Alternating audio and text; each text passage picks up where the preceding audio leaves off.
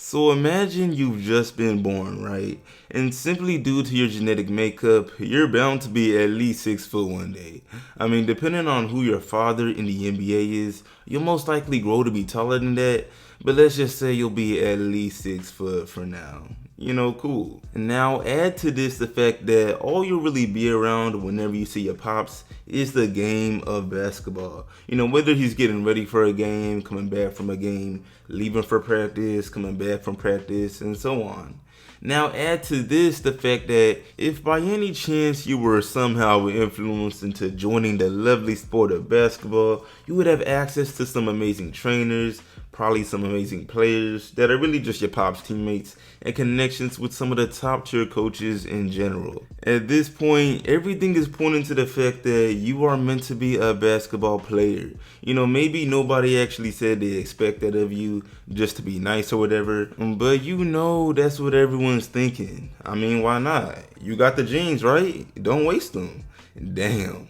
You see, this is what I imagine to be the reality of NBA kids, specifically the sons of NBA pros. And for the purposes of today's video, we're talking Bronny James. So really take everything I just said and increase the harsh reality or pressure here to the max, because this has been his life.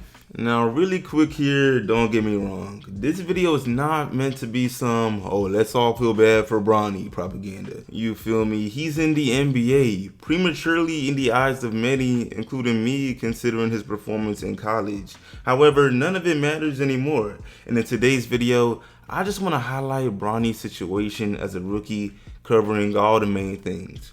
Pressure, how good is he, chances at longevity, everything. Because objectively speaking, while his situation is pretty fire in many ways, playing for the Lakers, it also sucks in many ways, and today we gotta speak on it.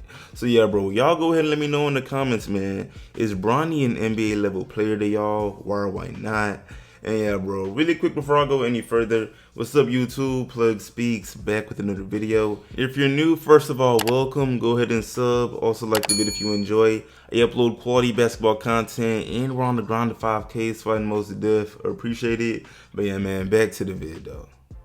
So when I think of Bronny's current situation as an NBA player, one of the first things that seems like it probably sucks is the fact that he may never really get credit for what he does. Or at least it may take a while. I mean, obviously getting drafted in the first place as the 55th pick to a team his pops plays on already set the stage for a lack of credit.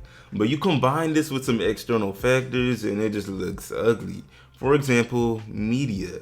Bro, back when Bronny was at USC, he shared minutes with two other future NBA talented guards. Boogie Ellis, who went undrafted but signed with the Kings, and Isaiah Collier, the 29th pick to the Utah Jazz. And during one of their college games, ESPN chose to show a very interesting graphic. And in this graphic, they showed each of these guards' contribution to the team, except in the worst way possible. I was gonna break down this graphic, but I mean, there's nothing to be said. Look at it. They highlighted the fairly impressive stats of Boogie and Isaiah, but as far as Bronny, they highlighted behavioral attributes, characteristics. I mean, bro, no BS. I promise media be knowing what they doing. It's just no way they thought showing this on live TV would run smoothly. They would have been better off saying he averages 5 claps, a couple towels, maybe some waters. I don't know. It was just a terrible graphic. And anyone who saw this knew Bronny clearly wasn't hooping, but the media feeds into it. They play a big role in making life a bit harder for NBA kids, for sure. But there's more to the story, because we gotta talk through expectations. NBA kids tend to have serious expectations, and in the case of Bronny, he deals with both extremes. Some people being super lenient, others being crazy strict. For example, it's as if some people expect bro to go out there and lead the team to wins, as if any of his peers are doing anything close to that. I mean, let's be real, the 2024 NBA draft class has been some mid, and yet some people really believe that just cause he has LeBron genetics, he should be a star.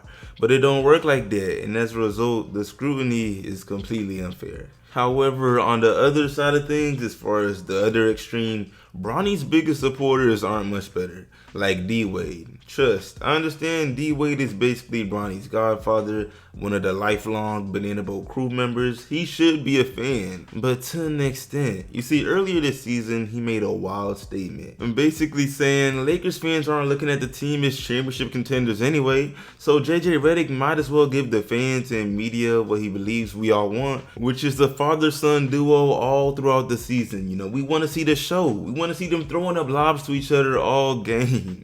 What? As if this is some throwaway season for the Lakers. I mean, considering they just acquired a top 5, borderline top 3 player in Luka, they're definitely going for the championship. So at least he said that before the trade, but still, that comment is pretty crazy. I mean, bro, whenever you have LeBron and AD, 2 top 10 NBA players on one team, earning a combined amount of damn near $100 million per year, your only initiative should be getting that Larry O'Brien, man. You want a ring. So nah, bruh, I mess with Bronny, but most Lakers fans and even casual fans are not trying to see the father-son duo at the expense of winning games. But anyway, the point here is that expectations can definitely suck, and that's as far as both extremes. So yeah, but beyond all of these theatrics, public perception, and things unrelated to actual production, let's talk hoops. You see, at the time of this recording, Bronny's received 64 real NBA minutes in a total of 16 games. And the numbers in those minutes are enough to make anyone question, how was this an NBA player? But see, you gotta be a bit patient because Bronny's been shining in the G League. On the South Bay Lakers, he's been going crazy. He has a G League career high of 31 points and a performance that included 5 threes. The other night, he dropped 28 points in a performance that included a posterizer dunk. And all I'm saying is that if you watch him play, he's not a terrible player. I've said this before. Standing at 6'2", he can do all the things you'd expect of a guard. Perimeter scoring, playmaking, nice handles, or really the whole package. He just needs more reps doing something that he isn't super comfortable doing, which is what the G League is for. But unfortunately for Bronny, when you're an NBA kid, people don't really have patience. I mean, I don't really think people have stopped to consider the fact that there are some NBA players out there who barely played their first season, just like Bronny. There are some NBA players out there that started in the G League. There are some NBA players that had to build their name. Jalen Brunson, Isaiah Thomas, Jordan Poole, even his teammate Austin Reeves. However, I guess because they are not the sons of NBA hoopers, the treatment is just not the same. But anyway, with that being said, I'm finna wrap this video up. Y'all let me know what you think about this idea. Do you agree that it sucks being an NBA kid? Or do the perks outweigh the cons in y'all eyes, man? Why not? And yeah, bro, with that being said, man, I appreciate y'all watching. Like the sub, share it, sub if new, all of that. I'll see y'all boys in the next one, and I'm out.